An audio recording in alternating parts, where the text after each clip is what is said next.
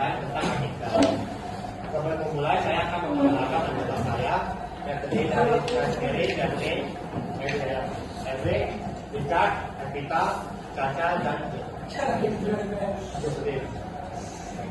Yang pertama akan untuk sebuah video yang akan kita tonton.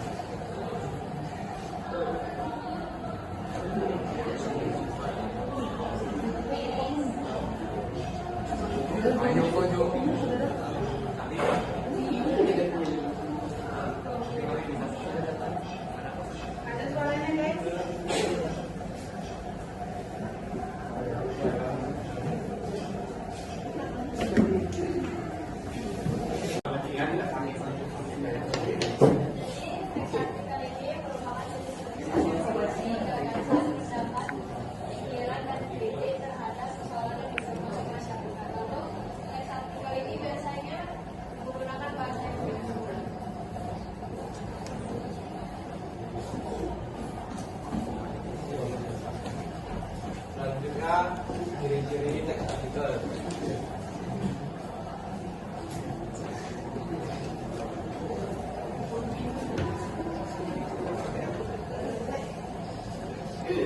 Struktur.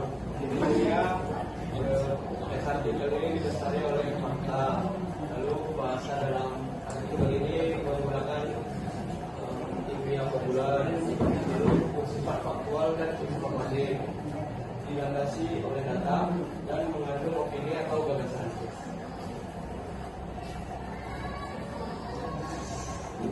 Lalu yang selanjutnya adalah struktur teks artikel. Struktur teks artikel itu ada 3. Yang pertama itu pernyataan pendapat atau tesis. Itu berisi tentang uraian aktual penting yang dapat dijadikan pijakan untuk pembahasan di dalam artikel. Yang kedua itu ada argumentasi. Argumentasi itu berisi tentang permasalahan yang akan dikupas.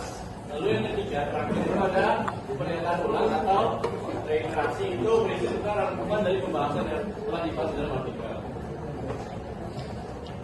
Dan ini merupakan contoh dari artikel yang berkaitan dengan pembagian 3 bagian, mana tesis, mana penelitian, mana pembagian nomor.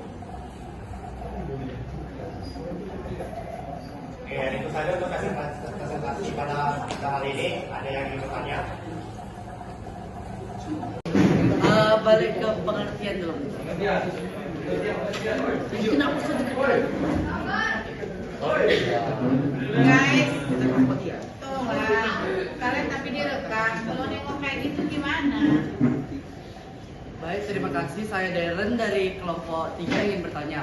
Jadi pengertian artikel kan seperti yang dijelaskan di situ berisi pendapat, gagasan, pikiran atau kritik terhadap persoalan. Kan? Yang di sini kan dijelaskan dengan pengertian, ciri-ciri, contoh dan yang lainnya tadi kan. Sedangkan belum ada disinggung tentang tujuan. Nah, tujuan secara umum itu dari artikel itu apa dan secara spesifiknya. Jadi secara umumnya buat apa dan kalau ada hal-hal khusus yang bakal dijelasin dari artikel itu apa? Jadi saya akan menjawab pertanyaan dari Darren, apa itu tujuan umum dan khususnya dari pembuatan artikel ini. Jadi secara umum teks artikel ini biasanya digunakan untuk mendapatkan informasi, pendapat, atau menganalisa suatu topik kepada pembaca. Sedangkan khususnya itu untuk memberi edukasi, membahas suatu isu atau kontroversial suatu masalah, dan juga menghibur itu pembacanya. Memberi edukasi kepada pembaca, membahas supaya pembaca tahu apa isu yang sedang dibahas atau kontroversial. Satu lagi untuk menghibur.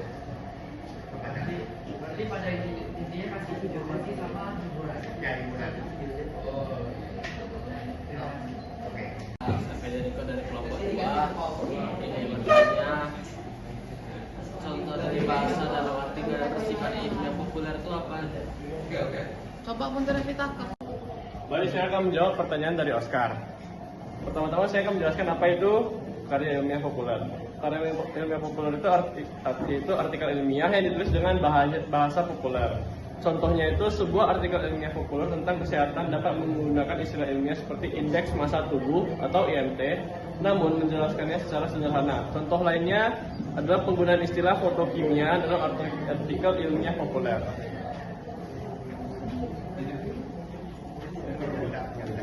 Saya Rosa dari kelompok 1 mau nanya dong, kan itu ada struktur artikel. Kan dia yang ketiga itu ada pernyataan ulang atau reiterasi. Itu kira-kira bersifat wajib atau opsional? Kan beberapa teks yang lain. Pertanyaan dari Jalsa, apakah pernyataan ulang itu wajib dalam suatu artikel? Jawabannya perlu, karena dalam bagian struktur itu penulis itu menyampaikan kesimpulan permasalahan yang sudah diuraikan oleh dia.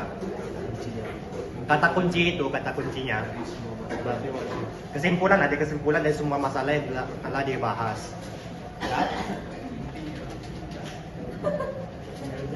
Oke, terima kasih. Saja presentasi pada kami hari ini. Terima kasih. Jumpa lagi.